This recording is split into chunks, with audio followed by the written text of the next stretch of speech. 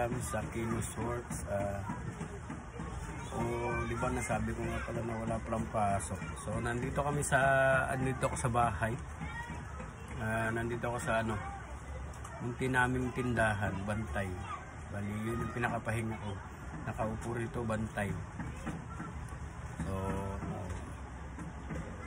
bakit nga ba sabihin na may tindahan Maleta? Kasi yung aking sinasahod ay hindi naman talaga sapat para sa pangangailangan ng pamilya. So kailangan namin gumawa ng ibang pagkakakitaan. So kahit maliit siya, at least may naiipon kami, parang alkansya. Pero yung tinutubo nitong tindahan ay hindi namin ginagalaw. Kumbaga pinapagulong lang namin ng pinapagulong hanggang sa dumami yung paninda. Kasi yun yung mali ng ibang nag-iisip na magtindahan. Akala nila kasi siguro pag may tindahan ka, malaki yung kita. Pero hindi nila alam, wala talagang kita yun. Oh, yan. Lalagyan mo daw bakal to. So yan. Palit lang. Bote. Bablog ako eh. Sa din yung welding, may welding ako dun. Wala, binala mo na cylindrical pala. Yung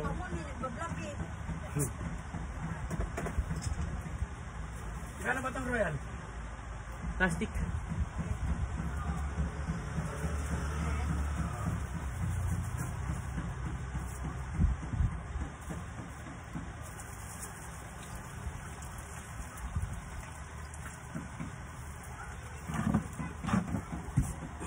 Oh.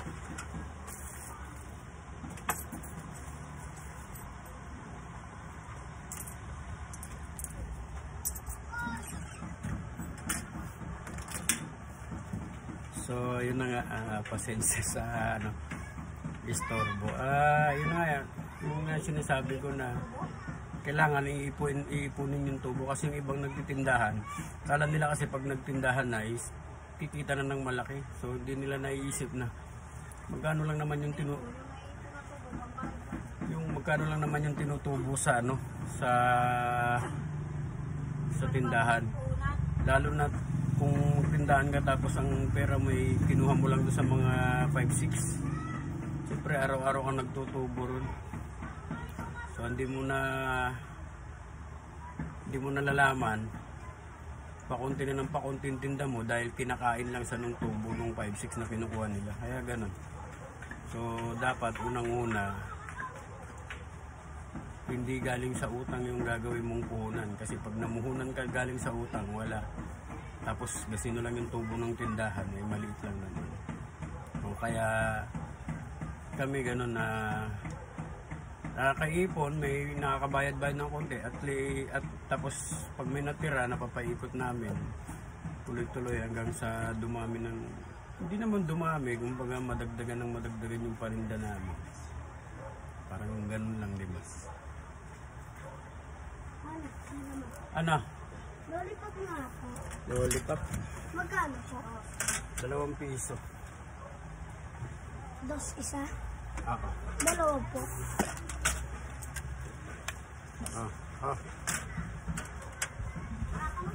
Tapos isa pong champi.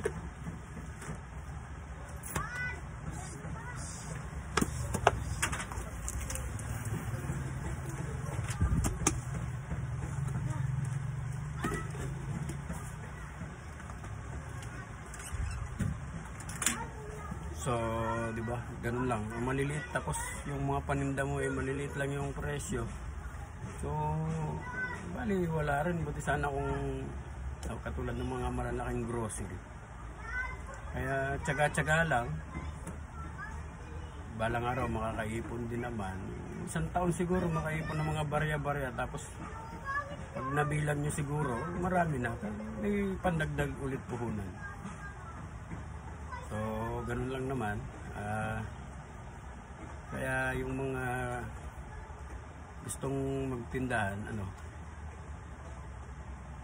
ini-encourage ko kayo na yung puhunan nyo is hindi galing sa utang. Tapos, may tindahan kayo, dapat meron din kayong ibang trabaho. Halimbawa kung yung asawa niyong babae, siya magbabantay, tapos yung lalaki is magtatrabaho.